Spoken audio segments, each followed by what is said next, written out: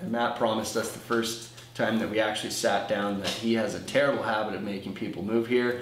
Yeah. And his promise came through. What's up guys, it's Adam Martin here, and today I brought along with me Miranda. Hello. My wonderful girlfriend and teammate. And Matt invited us over to do a quick video to just kind of go through how we work together, what that looks like, what our team dynamic is, and how we make decisions. And specifically, if you haven't seen the video that should have just been posted recently about my first purchase, our first purchase, then dive into that if you want to know more details about how that went financially, what the financial statement looks like on that deal, the cash flow, and the net benefit to us. I guess what we should really just do is kind of talk a little bit about how we work together. We've been dating now for 3 years and a bit, I imagine. We met at school, so we both studied international business management.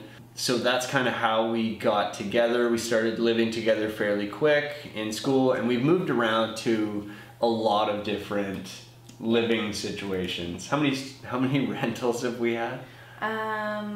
Kitchener, 2 in Waterloo, and then we got the apartment in Guelph. 3 rentals with 3 different sets of humans. Yeah. So we've definitely learned how to live together, but also live together with a bunch of other people as well.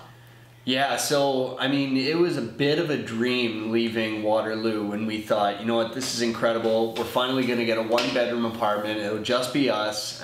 We since got a cat, which is cool. He's the best. It was really a long time want of mine to just live by myself. I'm fairly introverted when I'm not on camera and talking to you guys. I typically do prefer to spend more of my time kind of alone or with Miranda. Somehow she's an exception to the rule, or Matt, but he's more Android than he'd care to admit. You can cut that out if you want, Andrew, but the people need to know. But no, getting back to it, that was kind of the dream, right? Like, let's live alone, let's just have a 1-bedroom, it's nice, it's private, we can choose to socialize when we want, but also choose not to, and that's cool. And then it gives you a lot of freedom to make up a ton of excuses as to why you can't do a bunch of social things, which is awesome. We really enjoyed that. Matt on the test, social things are just brutal. You always need an excuse. But yeah, recently we decided, for you guys to really know the story, I decided we were buying this rental because we found this property. It was a private deal that I was considering wholesaling, but the numbers didn't work for a wholesale, or at least it wouldn't work cleanly and nicely to just kind of get rid of the property. So we ended up keeping it and negotiating it and doing all this work on it. Yeah. Now we have a house. Now we have a house. So Miranda didn't even see the property before I had already signed all the paperwork to own the property. In the process, I kind of thought my way through how all the numbers would work and the best situation to make the most sense out of the deal, financially and everywhere else. And I basically was like, hey, by the way, we're moving to London. And how'd you feel about that? At first, I was super excited because I think I bought into the idea with the other house that we were looking at. Super cute house, great opportunity, didn't come through, but I just fell in love with this house, and I was like, I love this house enough that I could make London work. So for you guys who don't know, I work in Guelph. My whole base is in Guelph, so I'm now commuting back and forth. Yeah, so I was doing the commuting before, and I decided, you know what, this is garbage. I don't want to do this anymore. So now it's Miranda's turn to commute, but you know, this is a great classic closer's survival guide. Shout out for Grant Cardone here. Sold her with inventory, so showed her, it's kind of the red ball strategy where you show them something and tell them they can't have it, and then they buy into it a lot. So we're constantly selling each other on our ideas because we're real about how life works and how relationships work. But anyways, we looked at this great VTB opportunity. That one didn't come through, but this one was going to. So this was kind of the backup, and that's how we had it all framed up. So got sold on the idea of London. Sold on the idea of the cute house. Yeah. And that didn't go through. Was still sold on the idea of coming to London. And then the other opportunity was kind of in the works. And I was like, yeah, let's do it. Hadn't seen the place. I'd only seen some sketchy photos of the inside. And kind of was just like, yeah, let's do it. It'll get us to the goal. So how about the response when you told your parents? What did they think about this? Did they care? Because mine didn't. So my family did care. So I actually waited until it was actually firm to tell them, hey, we have a house in London and we're also moving. And the response was interesting. I would say it was kind of like, oh, okay, instead of, wow, that's amazing. So it was interesting, and I think it definitely threw off a lot of people. Even coworkers were like, how are you gonna make that work? I know I was looking for a wow, and I didn't get it. Because they were like, well, are you gonna live in it? And initially I was like, no, it'll probably just be a student rental. And it was just all of a sudden like naysayers paradise, right? Like, how are you gonna have a student rental when you live in Guelph, in London? How are you gonna do that? They're gonna call you at 3 a.m. They're gonna call you because the toilet's leaking or it's overflowing or the fire alarm's going off, they don't know how to turn them off, or they're locked out, or they're missing keys, or whatever's going on. They're gonna call you with all these problems. And I was like, yeah. No, they will. I'm sure of that. I'm actually quite certain they will do that. But at the end of the day, like, well, I actually don't, I know when to pick battles with my family particularly, and this was not a battle to pick, but I could have spent an hour drilling through the financials and why it would make sense and the strategy and why house hacking is actually brilliant and how your house is actually a liability, not an asset for most people if you don't have somebody else paying your mortgage. But I decided to skip all that and just said, no, you know what, you're right, it's gonna suck. And then we did it anyways, like smart people. Yeah, it's really interesting when you're, so if you've been following along, if you're surrounded by these people and these ideas, it makes total sense. Like there's no question about it, this makes sense to get us to FIRE. But for anyone who doesn't know any of these strategies, it's very foreign, and if someone doesn't know something, they immediately push back, and that's what we got. So I know a question that Matt had for us is, how do we make financial decisions? How do we deal with money and everything? You know, when we're looking at, because obviously at this point we both work in real estate quite a bit. We know a lot of strategies. I see a lot of property. Miranda sees a lot of different opportunities on the retail side of things. So there's a lot of different ways we could have gone about trying to get a property or trying to make a decision. And I guess just in general, like I think we just look at the information in front of us and make a reasonably fast decision and just go 50-50 and all in on anything that we decide. So there's very little doubt after we've committed to an idea. You know, once I kind of said, hey, we bought this house, like I'm in, like I'm buying it, you know, cough up the 50% was basically how the conversation went. And it was like immediately a buy-in and then full on commitment. And I think that that's very important. And I think that if you don't have your home set up like that, if you have somebody working against you in your home, you're in a very, very, very disadvantageous position. Whereas I know if I've got a great idea, I can make sense of it objectively, or at least do a really good emotional sale. I know that I've always got a teammate, somebody here that's going to support me emotionally, mentally, financially, and every other way, where if we both agree on a solution, it's happening. And I think that that's one of the greatest things that's allowed us to succeed, really. Because I've done some really weird work things. Like I moved to like Muskoka for a few months in the winter and just left, right? Just totally like, hey, I'm moving, gotta go. I got shit to do. I got to take care of this thing. Great opportunity. See you later. Yeah, great opportunity. You'll still be here, right? I think we've just evolved beyond that, or any kind of like jealousy or worries or doubts. And I think that that's kind of where you should seek to be if you want to really make a good case out of a relationship with somebody. This is more than like boyfriend, girlfriend stuff. This is a business. Right? Your home is a business, okay? If you don't run it like that, it will have the same problems as any other business. And you know, I know my man Grant Cardone talks about that all the time, and like, you just have to commit on all fronts, and that definitely includes your home front. If you can't do it, what's the point? Yeah, we've done really well with that. Like, certainly you must disagree with how I think sometimes. Yeah, sometimes. And then what do you do? Well, you're really good at explaining yourself and making sense of it. It makes it easier for me to buy in or object, and then we find the best solution. So I think the biggest and best thing you can do is make sure you have a goal. Like if you don't have an end goal or strategy, a desire that you both have, kind of like, what are you doing? So we both have similar goals. We wanted to get our own place. We wanted to be like, have our own freedom. So that's always been in line, and we've just been building the goals and working towards them. So essentially, once you have that end goal in place, you can really make sense of these kinds of opportunities and just going for them 100%. Yeah. And like, if you know that it's going to get us there, I trust you that it will. Yeah, and so there is actually a great backstory here. 8 months ago-ish, about 8 months ago, we were sitting in our living room at our 1-bedroom apartment, and we were thinking, how do we create either intergenerational wealth or simply break out of having to work for money, like trading time for money? And the answer that we both settled on and we both agreed was probably the safest and most likely to pay off was real estate. And at that point, and that was kind of like, it was a decision tree from there out, where I was like, okay, real estate's the answer. That is simply how we have to do it. And I, of course, like all of you had the same gateway drug. I was reading Rich Dad, Poor Dad, and I was like, damn it, we need to get into real estate, number one, but we also have to stop trading time for money, and we have to be far more entrepreneurial in our thinking.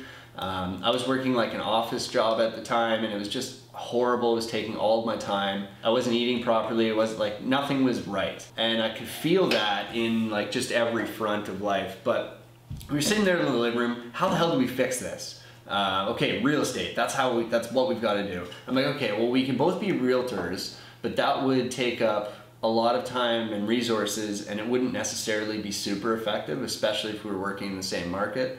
Because like you're just at a higher risk profile that way. So I'm like, okay, one of us has to be a realtor. We know that. So who wants to be the realtor? And then we started doing an inventory of skills. We basically did like a skill mapping inventory, because we just finished a degree in international business management too, which we've done almost nothing with. So this was one of those opportunities where it's like, okay, all those shitty HR classes that we hated, we should probably think about them right now. What do we know how to do?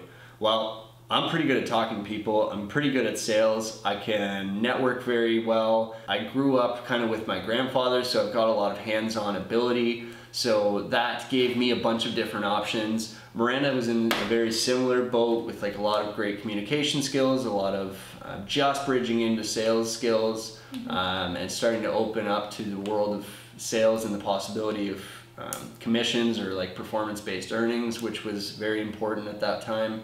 Because you'd done almost no sales, right? So it was scary. Retail. Your potential was so high, and I knew it. And I was like, God damn it, you just need to get better at sales, and you need to really break that fear down and start learning how to talk to people and do it well. And so you've since done that really well. But we were sitting there, and we did the skills inventory, and it was like, what's the best path? And so we decided, well, what do we need to know? How do we do this best? The best way to do it was to have a realtor, for sure. One of us had to be a realtor. But then the other skills that would be necessary is like, okay, so you need houses, but buying houses at the top of the market is probably not a great strategy to achieving financial independence or achieving great wealth, because the likelihood of making a ton of money in any period of time is not that high. You're just betting on appreciation over a long period of time.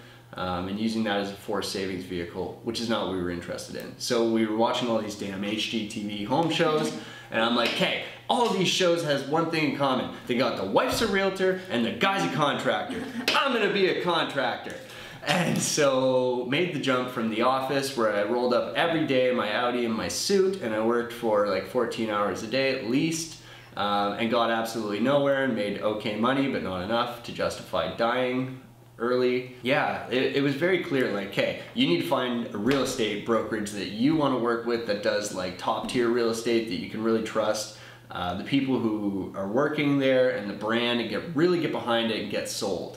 And I was like, shit, I'm gonna be a contractor, I can do that. This opportunity randomly came up through Michael that took us out to Port Carling, which is like the middle of nowhere. And so that's where it all started. So we knew we needed real estate. I knew we wanted to buy a house by the end of the year, but that was completely unrealistic. That was never going to happen. We set the goal anyway, though. We set the goal anyways, though, and then every decision from then on drove towards that final goal. Right? Like every decision since then has been made, and I love Grant Cardone talks about, sorry Grant, I'm plugging you today, but Grant talks a lot about how his company doesn't make decisions based on money, it makes decisions based on getting him the most attention and getting 7 billion people on the planet to know his name. So we took a very similar approach to that, where like every decision should lead to either owning real estate or being able to be better at rehabilitating and basically flipping real estate. So that led to me going to Port Carling, and you started at the Zon team, which was incredible. The best opportunity that I could have found. Amazing team over in Guelph, literally. It fit the goal really well, because they are a very high performing team. They are paying for your license. The training that they do is unbelievable. In the meantime, so I went to Port Carling. That really sucked. It was terrible. It was cold. The guy I was working for was very harsh. It was an interesting learning experience, but I got a bunch of skills. And then all of a sudden it was like, okay, Michael is asking me if I want to go. The guy fired Michael in like the first day or something. And then, which was funny, I stuck around for a while after that because this guy had a lot of skills, and I was like, damn it, this guy's a genius. He's made a lot of money. And then Mike asked me if I wanted to go on this limo tour with this YouTube guy. And I was like, I don't know, I don't think I really care about this YouTube guy, but like, I'll sit in a limo and drive around London, but you're paying. And so I agreed to sit on this limo, and you know, I thought it was kind of a bit of a waste of time because I'm from Collingwood and we'd lived in Waterloo and Guelph before, and you can easily get a bit like pretentious about having to go to London, this shitty little city down the 401 that nobody lives in and there's nothing to do there. And so it was a bit of a journey, but I was like, damn it, a limo tour of investment-oriented people touring investment properties in a market where the purchase price is half of what it is here. This sounds logical. This sounds like it might fit our big goal, right? So took the chance, we came to London, did the limo tour, and had our eyes seriously opened about the possibilities of getting into real estate, you know, first of all with like no or low down, a bunch of different creative financing strategies, a bunch of very interesting investment properties. You know, started learning about this 1% rule, started learning about vendor takebacks, started learning about all these different concepts through Matt's channel. And then we demanded essentially another meeting with Matt so that we could, you know, get closer to this guy who knew so much about real estate. And then I was like, okay, I'm going to London. And then so it was like, okay, I'm going to Port Carling. Okay, I'm going to London. And now you're going to London. And Matt promised us the first time that we actually sat down that he has a terrible habit of making people move here. Yeah. And his promise came through. Yeah, so that was a long tangent, but the point of this all is that you need to set a goal and drive towards it regardless of what it's going to cost you. How easy would it have been for you to be like, oh, you're going to Port Carling, I'm never going to see you, that doesn't work for me? We literally broke out the whiteboard and looked at all of the options and pros and cons of each, and we were like, yeah, okay, it makes sense. Yeah, and I knew what I wanted. I knew I wanted the skills, and I knew I wanted to go. So what I did for anybody at home who needs some sales tricks, I did the old Ben Franklin on her. I wrote out the pros with her assistance. Look at all these pros, man. We're gonna get closer to real estate. We're gonna know how to do this. We're gonna know how to use the tools better. We're gonna have better skills for flooring and framing and all these different things. And that's gonna be so important. Now, why don't you just write out some of the cons? Oh, you're not gonna see me as often? Pfft, that's nothing. I'm annoying and terrible anyways. I stink and I fart a lot, so this is terrible. Easy, use the Ben Franklin whenever you can. It'll get you what you want. But one thing too, like we actually get asked a lot how we operate together, and people who are looking to do the same things, but maybe their partner isn't on the in the same boat. But maybe just look at it objectively and say, what are your goals? What are their goals? Do they make sense? Like, why are you guys together? And just take an inventory and see what's really important to you. Yeah, goal setting together and rechecking together all the time is very important. Probably the best thing that we do. And don't deviate. Yeah, grow together. We do all sort of like cross training. So like when she learns something at her brokerage, I immediately just absorb that as well. And when I learn something in the private real estate world, she immediately absorbs it. And so setting it up, it's kind of like House of Cards. We're playing a real long game here.